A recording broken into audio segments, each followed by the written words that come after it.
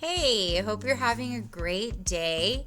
I'm going to show you how to log in to NoRedInk. So the first thing I'm going to do is either I'm going to Google NoRedInk or I'm going to put the actual website into the bar above. So I'm going to find the one that's www.noredink.com. I'm going to click on it. I'm going to go to the blue sign up button. Then I'm going to choose that I'm a student because I'm a student. Then your teacher will provide you a class code. It's very important that you put the spaces between the words just like he or she has given you. So I'm just going to pretend like this is mine. So I'm going to add my class code and then continue.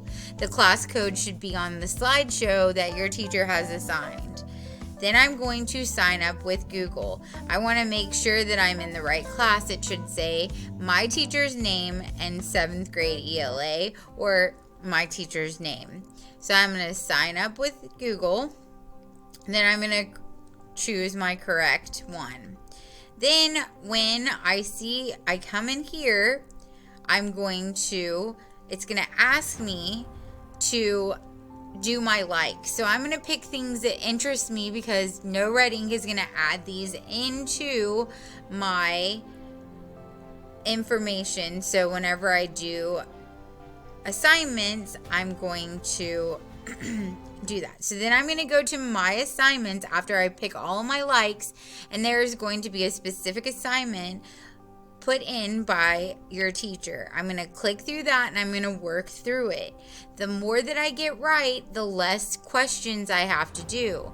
If I continuously go through it and I mess up on purpose or I do it too fast without actually thinking, then it's going to add more and more questions.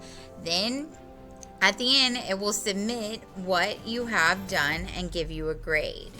If you have any questions, please feel free to ask us or email your teacher.